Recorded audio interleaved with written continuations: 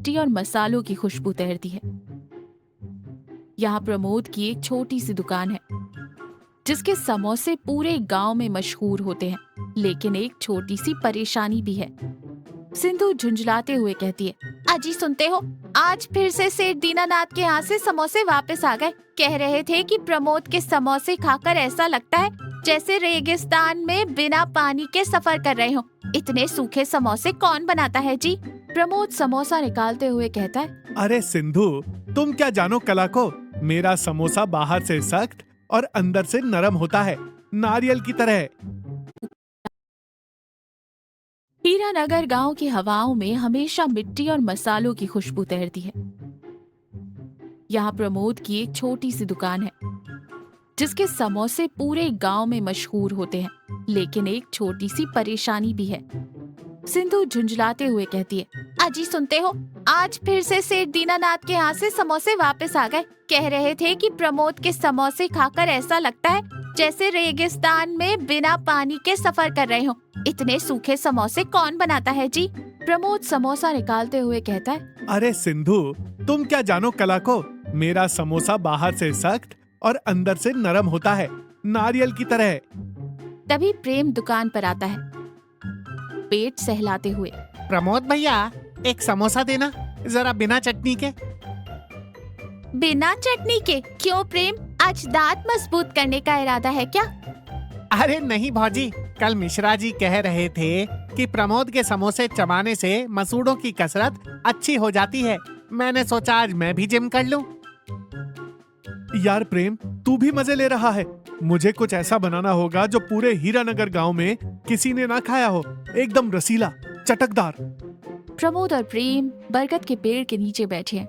मिश्रा जी हाथ में छाता लिए टहलते हुए वहां पहुंचते हैं। क्या बात है प्रमोद, आज कढ़ाई ठंडी छोड़कर यहाँ पेड़ के नीचे तपस्या कर रहे हो। प्रमोद हाथ जोड़कर कहता है, प्रणाम मिश्रा जी, बस सोच रहा हूँ कि कल गांव वालों को एक दावत दूं, कुछ नया खिलाना चाहता हूँ। मिश्रा जी हंसते हुए कहते, दावत तुम्हारे सूखे समोसों की? माफ करना प्रमोद, पर मेरे नकली दांत अब और जोखिम नहीं उठा सकते। प्रमोद उत्साह से खड़ा होकर कहता है, यही तो बात है मिश्रा जी, परसों शाम को मेरी दुकान पर आइएगा। मैं एक ऐसी दावत रखूंगा कि आप उंगलियां क्या, पूरी प्लेट चाट जाएंगे। ये प्रमोद का वादा है।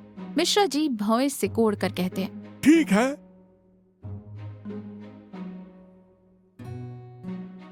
प्रमोद परेशान होकर रसोई में टहल रहा है। सामने मेज पर आलू, मैदा, मटर, दही और कुछ मसाले रखे हैं। सिंधु सब्जी काट रही है। प्रमोद बाल नोचते हुए कहता है, हे भगवान, मैंने मिश्रा जी को चुनौती तो दे दी, पर बनाऊंगा क्या? मैंने तो जिंदगी में समोसे के अलावा कुछ नहीं बनाया। सिंधु मुस्कुराते हुए कहती है, जब अक्ल घास चढ़ने गई थी तब चुनौती क्यों दी? अब क्या जलेबी में आलू भरकर खिलाओगे? मजाक मत उड़ाओ सिंधु, इज्जत का सवाल है। प्रेम कहाँ है? प्रेम मुंह में कुछ चबाते हुए अंदर आता है। भैया, वो जो तुमने प्रयोग के लिए मीठा समोसा बनाया था ना, वो मैंने पड़ोस की गाय को खिला दिया। वो भी मुंह फेर कर चली गई। प्रमोद हताश होकर, सब खत्म, कल दुकान बंद करनी पड़ेगी। मेरे समोसे तो अच्छे हैं, बस थोड़े सूखे हैं। काश कोई ऐसा तरीका होता कि समोसे भी रहें और सूखापन भी चला जाए। सिंधु चाकू रोककर सोचती है, एक बात बताओ जी, जब हम कोई पुरानी शर्ट पहन पहन कर बोर हो जाते हैं तो क्या करते हैं? पोंछा बना लेते हैं। अरे मेरी फूटी किस्मत, पोछा नहीं, उस पर रंग चढ़ाकर नया कर देते हैं। तुम्हारे समोसों में कमी नहीं है, बस उसे परोसने का तरीका गलत है। कल दावत में तुम समोसे ही खिलाओगे, पर मेरे तरीके से। तुम्हारे तरीके से? हाँ, कल की तैयारी मुझ पर छोड़ दो। बस बहुत सारा दही, मटर की सब्जी, हरी चटनी और इमली की मीठी चटनी तैयार रखना। कल हम समोसे का मेकओवर करेंगे। दुकान के बाहर एक बड़ी मेज लगी है। मिश्रा जी, प्रेम और गांव के 3-4 लोग बैठे हैं। प्रमोद अंदर रसोई में घबराया हुआ खड़ा है। सिंधु, बाहर मिश्रा जी का मुंह गुस्से से लाल हो रहा है। उन्होंने चम्मच हाथ में उठा लिया है। घबराओ मत, तुम बस समोसे तलकर यहाँ प्लेट में रखो। प्रमोद एक गरम कुरकुरा समोसा प्लेट में रखता है। तभी प्रमोद का हाथ फिसलता है और समोसा गलती से पास में रखे मटर के बड़े पतीले में गिर जाता है। प्रमोद चीखते हुए कहता, सत्यानाश, समोसा मटर में गिर गया। ये तो टूट गया, पिचक गया। अब मिश्रा जी को क्या खिलाऊंगा? प्रेम दौड़ कर आता है। लाओ लाओ, ये बिगड़ा हुआ समोसा मुझे दे दो, मैं खा लेता हूँ।